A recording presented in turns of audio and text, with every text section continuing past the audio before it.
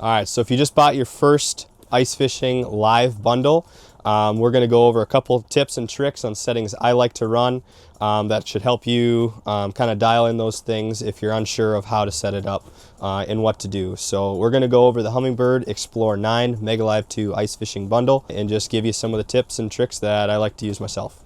All right, so first thing you're going to want to do once you get your Humminbird Mega Live out on the ice is find out what orientation you want to run it in. There's going to be two main orientations that you're going to run your Mega Live 2 in. Down mode, which is what we have right here, where the transducer is pointing straight down in line with the pole. That's going to give you your most balanced view, left and right, if you are set up in a house with a couple guys, to kind of give you a perfect split shot. So here we're set up in 50 feet of water right now. We're able to see 40 feet to each side of the hole. If you and your buddy are fishing in a fish house, you'll be able to see each other's lines. It's just going to give you the most balanced out of each side. The other one is going to be a forward mode. So you're going to manually take your transducer out of the water. On the HD hole here, we're going to loosen this knob and turn it upwards there to about a 60-degree angle. We're going to retighten that down. When we put this down the hole, our XPLORE is going to automatically put us back into the forward mode. This is very directional, pointing one direction wherever you have this pointing. We are now looking, we're not necessarily seeing as much behind us or direct below us. What we're doing now is we're searching out for fish. Drill your first hole. We're looking right here. We can see a school of fish down there on the bottom directly behind us. If we wanted to go set up on those fish, we know right where to move. Once we get to that spot, it's usually where I put it back to down when we're actively fishing. There is an in-between as well that you can run. So if you take this back out, and each notch that we turn this transducer, each one of these notches is 7 degrees forward. If we take that and do about 3 of them and tighten that back down, we're kind of what I call the in-between mode, where if I put this down, it thinks we're in forward, but as you can see, I'm getting more behind myself as well. If I actually take away the auto range and bump this closer, you can see I'm kind of closer to what that down mode was, but still being able to look out at distance as well. So it's kind of an in-between. If you're hole hopping, running, gunning, still want to see out in front of you, but get that more defined look of a down mode when you're actively fishing once you're in your spot. That's kind of the setting that I like to run most times for ice fishing. So once you've kind of dialed in and familiarize yourself with your orientations, the next step is going to be, most questions are, what are my sensitivity? What are my contrast? What are the settings that can really dial this thing in to make it pop? When it comes out of the package, it is pretty good. If you want to kind of make stuff look a little bit better than factory settings, there's a couple things that you're going to want to adjust, and I can show you those here. So when you're on your Mega Live screen, you're going to have 2 menu buttons. You'll have one on your screen you can touch with finger, or you have one up here that's button.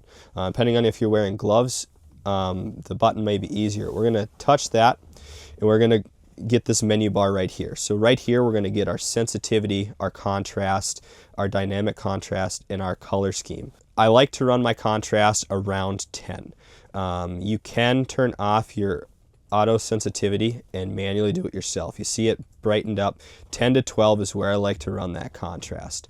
If you go too high on your contrast, it will make the background of your screen darker. The lower you run that contrast, the hotter your screen will get, but your marks will start to show up better. So it's finding that happy medium, and this may be something that you're going to change from lake to lake, but it's a very easy thing to change. Your sensitivity is kind of like your gain knob. The higher you have this up, the more stuff will start to appear. The lower we mark that sensitivity down, the more those things start to dissipate.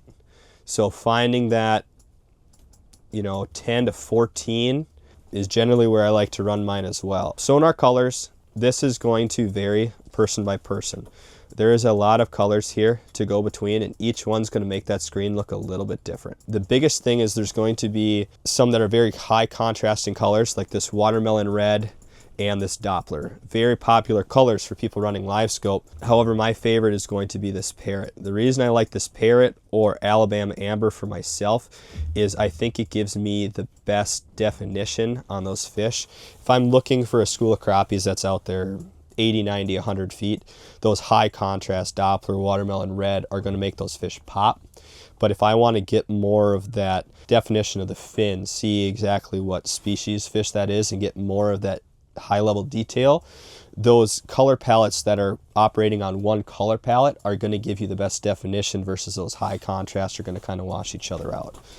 Same thing if you find yourself fishing in heavy cover, weeds, trees, those high contrast colors are going to kind of sometimes wash out your screen, and it's going to be a little bit harder to pick those fish out from in there. Or if you go with one of those color palettes that's on kind of a single tone, those are going to stand out a little bit nicer for detail. You also have on-screen control here for my sensitivity, just kind of like that gain knob. It's right there, it's easy. And then you also have two other options here on screen control. These are going to be my two ranges. The one that goes vertical is going to be my vertical range. I can pop this out deeper, or I can go shallower to get to the screen I like, or you can just run in auto and it's usually pretty good. The horizontal range I do change a bit more. I like to manipulate this to myself just because I'm always going to kind of adjust this whether I'm looking out or if I want to quick go into that downward type of mode. I want to adjust that more myself than running it just in auto. The last thing for guys who are running it in auto like this, XPLORE comes with the 3 quick set buttons here. This third button automatically is going to come preset to flip from forward to down mode, or from forward to down or back to it. So if you do have that transducer orientated in that shallow forward mode, you can just hit that button as well, and it should automatically adjust itself to flip those modes as well. All right, now that you got all your settings dialed to the way you want it, the last thing I'll show you is just a couple setup screen, split screens, how you can kind of change your home screen to customize to what you want to see. So coming out of the box, you're going to get a couple full screen options. If we click any of these on our favorites tab here, we're going to bring that up to a full screen. Mega Live 2, that's going to bring it up to a full screen. A lot of times I like to split those screens. So I want to be able to see both. If I'm moving around, you know, I want to be able to split that. So how you're going to do that is go to your home screen, and under your favorites tab, when this is highlighted, I have a ton of these other options where I can make my own custom screen. So you just tap any one of these and you're going to create your new view. So when you create that new view, we're going to get an option of different splits that we can run. And then we also have these 5 bars, and these are our split bars on how we want our screen divided. One of mine I like to run is this split left and right. And then when I want to fill in one of these, all I do is tap it, and I want to fill in that smaller left quadrant with my lake map. And then I want to fill in this right side with my Mega Live. And then we're going to just save that, and it'll save right to our home screen. Now when I go to turn this off and turn it back on, it will save. I don't have to adjust this at all.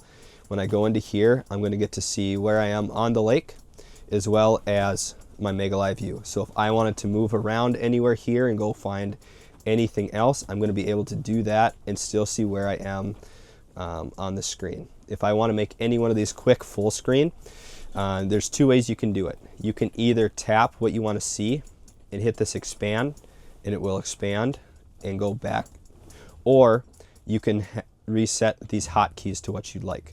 So by doing that, you press and hold and pick what we want it to see. So our hotkey number 1, I want to go into my views, and I want to make that my full chart. So if I'm going onto the lake to start the day, I can just power it up, hit 1, I bring it up full.